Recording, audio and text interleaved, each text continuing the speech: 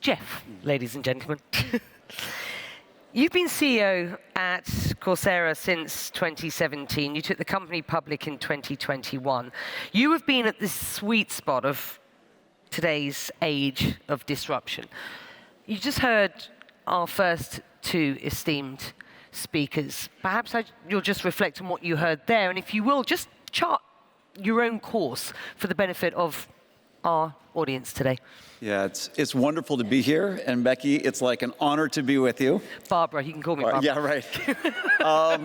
I'll tell you what, when I took the job at Coursera, I had been a CEO of a fintech company for 18 years. I started when I was 27. I was the first employee. And the last speakers I thought were phenomenal. I mean, Esther, I obviously know, I live in Palo Alto with her. And actually, my sister-in-law went to school with her daughter. But so much of it is about learning and adapting in order to grow, and that's about risk-taking, is about making mistakes, and that's really how you learn. And I had, when I came into Coursera, a lot of experience kind of doing a lot of zigging and zagging with businesses, and any startup company tries to take advantage of change. I mean, change is what creates opportunities, it's what creates threats. When I joined Coursera, I had no idea that a pandemic was going to come and fundamentally change the way we work and learn. Then, just as we're trying to get a little bit, settled on this hybrid model, which we're all trying to come to terms with, ChatGPT comes out, and we don't know what this is really going to hold, but it's certainly going to usher in a massive, massive era of change. So, at our company, one of our top values is learn, change, and grow. Like, that's what we talk about. People often say in Silicon Valley, we celebrate failure. That's not been my experience. We celebrate learning and success. The key, though, is that oftentimes you have to fail in order to learn, but my board's not happy, when I fail. No investor's ever been happy when I fail. But if you have enough chances, and it's that over and over and over, oftentimes you actually figure it out, and then something becomes successful. But it really is that iterative process. And I think that we are in a period of change right now that's extraordinary. We don't know all the answers. It will take a lot of creativity, collaboration, and experimentation and failure in order for us to find the right path. John's convinced that universities are sort of a busted flush. I don't know whether you use the term Ponzi. I've heard other people talk about universities as sort of Ponzi schemes these days. You work, with institutions. I just wonder, before we talk about ChatGPT, because I really want to pick up on that, because I think it's absolutely fascinating what you brought up, and I know you've got some thoughts on that. But just where are we at present, and how does, to your mind, how do the institutions fit in? Well, I think there's a few things. When you look at the World Economic Forum, they have these 5 factors of social mobility. One is technology, then education, health, jobs, and institutions. And when Coursera was started by 2 professors from Stanford, mostly on data science, it was direct to individuals. And there's something very powerful about creating direct access to high-quality learning. 4 or 5 years later, we launched Coursera for Business, actually going not only to individuals, but to institutions, to businesses, and then we launched Coursera for Government, and then in 2019, we launched Coursera for Campus. And a major reason is what Esther said, which is institutions play a really important role in achieving not only policies that people have to follow and funding for things that otherwise wouldn't be funded in capital sort of societies, but also for facilitating collaboration at scale. And so we work with individuals directly, but we also work with institutions. And where we see the greatest power is when governments can work with university systems and they can work with businesses. And this is what John was saying, is to collaborate, create an ecosystem of learning that really meets learners' needs and society's needs. You talked about ChatGPT. Yeah. Often we see the emergence of new revolutionary technologies that can greatly impact the way that we do things. One such technology that has clearly gained attention of late is ChatGPT. How do you see it impacting the education sector, John? I think that this technology, it's always hard to say exactly what the impact of a technology is going to be. I was an English major in college, and the first time I sat down with this new technology, I was absolutely blown away. And it's not perfect, it's not all powerful, A lot of neuroscientists have looked at what it does well and what it can't do well. There's a part of our brain which does language processing. It's different than the part of our brain that does cognitive thinking, logical thinking, and other social reasoning. Turns out ChatGPT is very good at mimicking the language portion of our brain. It's not very good at the logical reasoning and other things, but what it can do with language is extraordinary. What this will do for learning, and John said there's too much passive learning, and I totally agree with that. In the early parts of online education, YouTube was one of the first. It started as passive learning. You watch a video, you sit back and watch a video. Now, YouTube Learning is actually moving to active learning. When Coursera launched in 2012, it's active learning. You watch a video, then you reflect on it, you answer, you build projects. I think what large language models and ChatGPT can do is go for online learning, it can go from passive to active to interactive. The ability to watch something, to respond to it, to get a response to what you said, and then respond again, and then maybe have a prompt, and then ask for an example. It's a lot like having a personal learning assistant who can help you learn things in ways that are more personal to you. So I think it will be really, really powerful for learning. And it needs to be grounded in expertise, because today it does come up with some pretty wrong answers if you ask it certain questions. I don't find it to be a great search assistant on its own today. But there's also some real downsides to it. Yeah, what worries you? Well, I'd say, one thing is jobs.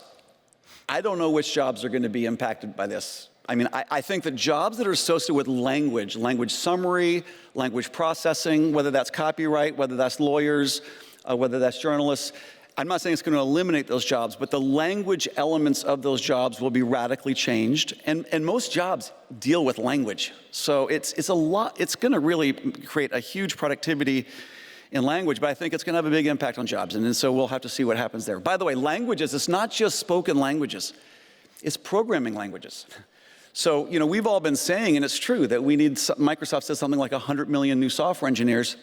A lot of the entry-level kinds of coding that is done can be done pretty well with GitHub and Copilot, which is like this automated kind of assistant to coding. So it's going to have a big impact. And by the way, genomics also has a certain language. It's composed of letters. To the extent that these large language models can predict sequences of characters and words, it's not just spoken language. It's not just programming language. It might be other types of languages like genomic languages as well. So job displacement is one big one. It's going to be able to generate misinformation better than anything that we've seen, taking advantage of biases and manipulating people. We've already seen a ton of that, but that can be now way more scalable than it was before. And a piece of that I really worry about is this language tool can also help you think, and it can kind of do what looks like thinking for you. If people check their critical thinking at the door and they kind of outsource the thinking to the technology, they will be more vulnerable to the manipulation and the misinformation that this stuff is going to generate. So this kind of 1-2 punch of, I'm not critically thinking as much, and now I'm getting barraged with even more misinformation and manipulation, I think it could be bad for society. So how do you believe that something like ChatGPT, and there are, 100 million users now in 30 days, I think a million within 3? Like a million within 5 days, and I think now there's over 100 million learners on it. Which is remarkable. How do you create an environment where a system like that complements the education system, which encourages critical thinking, and thinking outside of the box, taking a generation outside of this sort of rote learning and traditional education system that we are discussing here, is not, I think many people will agree, fit for purpose? I think that what we need to do in education with respect to this technology, or what we're going to be doing at Coursera, we're doing a lot of really cool work. It's really extraordinary technology. How? Yeah, tell us. So a lot of it really comes down to making the learning more personalized and interactive. And so we have already been big on active learning, but this idea of interactive learning where you're learning something, and it's not clear, a certain concept's not clear. And like a TA, like a teaching assistant, and that's an easy way to think about it. It's like a teaching assistant. It's not going to be the professor, because it's not really the one who originated the knowledge, but it's someone who could help you interpret this. So you have a question, you can say, I want an example of this relevant to me. Or I don't understand this, can you explain that a different way? It can also give you feedback. So if it asks you for your thoughts and you give it your thoughts, you can give the thoughts, and then it'll say, well, did you think about this? Or here's some feedback based on a certain rubric that the teacher put together. So I do think that personalized and interactive learning will be the next frontier. It will allow for a certain kind of experience that resembles what it's like to actually be in class with professors and with other students. So I think that'll create a lot of access. And then what we're going to really work on as well is making sure that the answers, number one, are framed in terms of learning, not just search. I mean, search is fine, but search doesn't always help you learn things. The act of learning is about listening, understanding, applying, analyzing, criticizing, creating. It's very active. But grounding it in expertise, grounding it in truth, grounding it in people who actually are giving you accurate information, we think is really important as well. So those are a couple things that we're really working on.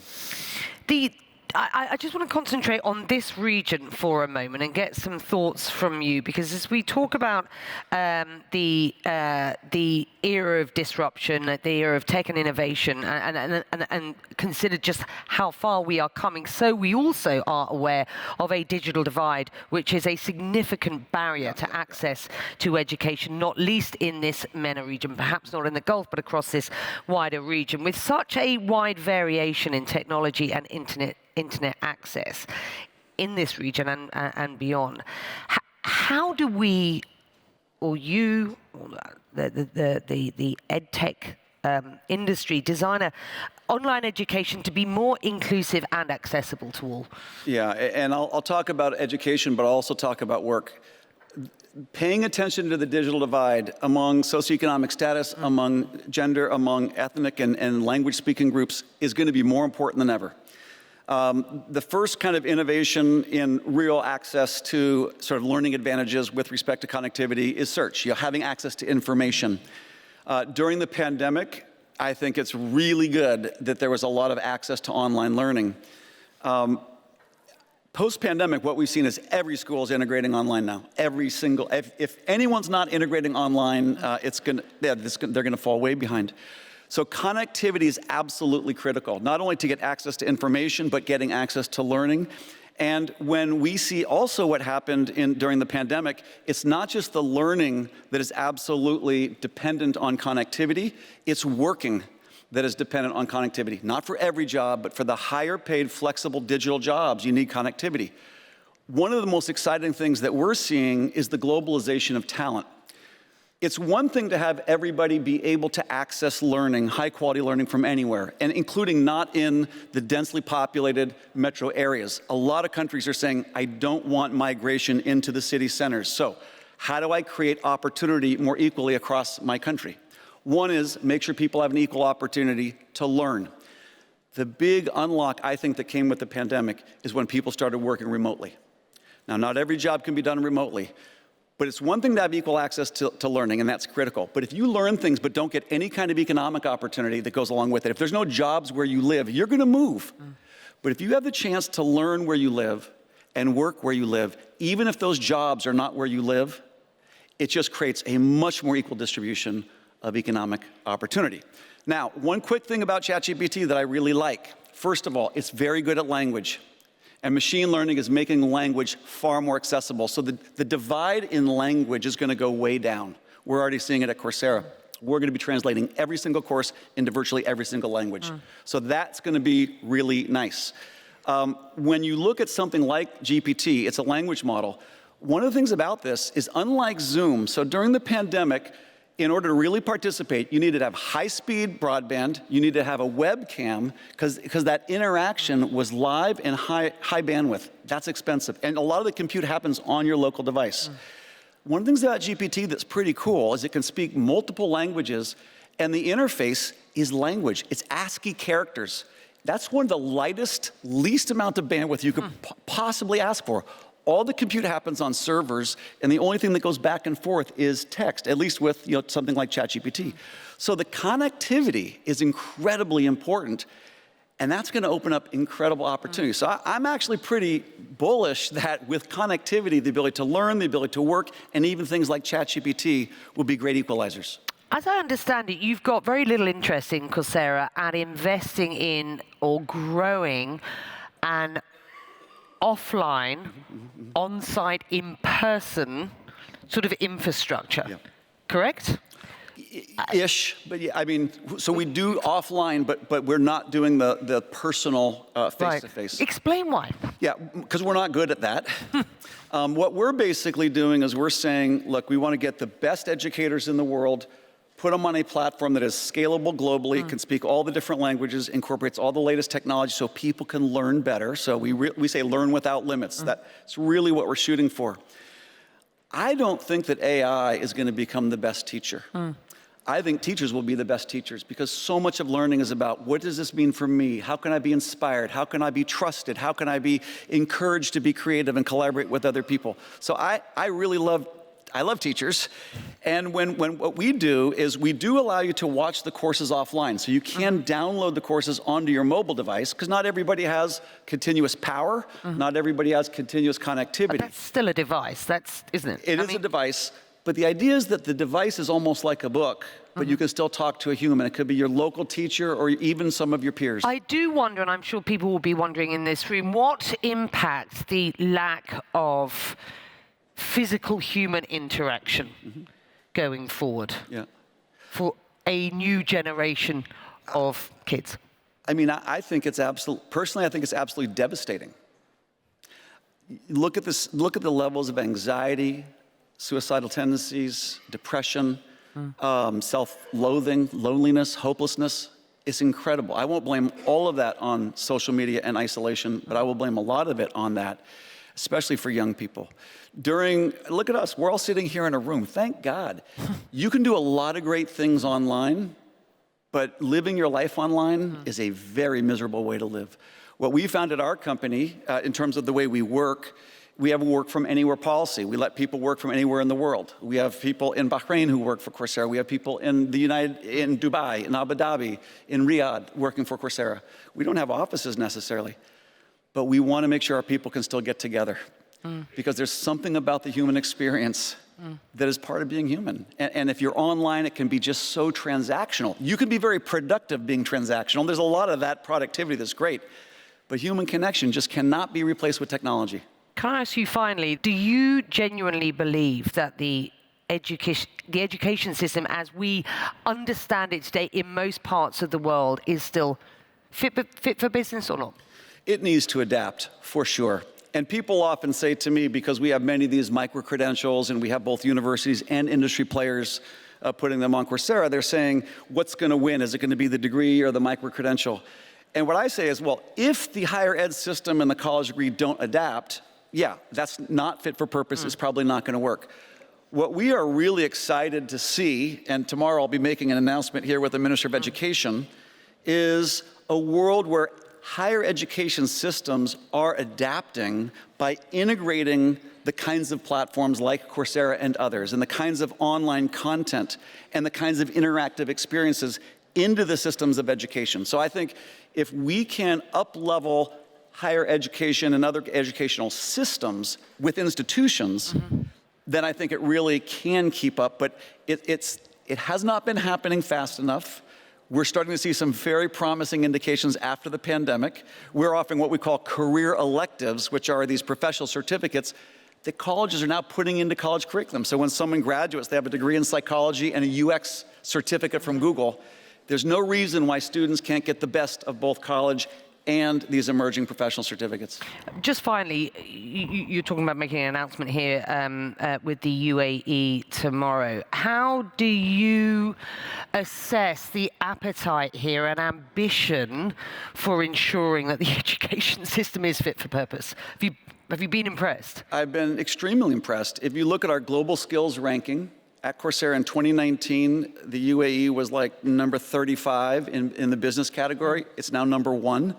If I look at the role that, and I'm looking over at Solveig, who was at the Abu Dhabi School of Government, one of our first major government partnerships 4 years ago, that has now spread through businesses and other governmental agencies and even citizen workforce development programs. What was the key? I think the key, you know, honestly, I'll say it. The key is vision backed up by action. And some money doesn't hurt either. But honestly, until you have a vision of where you want to go, you will not be moving in any purposeful direction. Unless you have a vision that is backed up by people executing against it, you will not actually make progress. I think this country has been really good at establishing vision and actually putting resources against making that vision reality. Jeff, what a joy. Thank you. Thank you very much indeed. It's been my pleasure. Thank you. Thanks.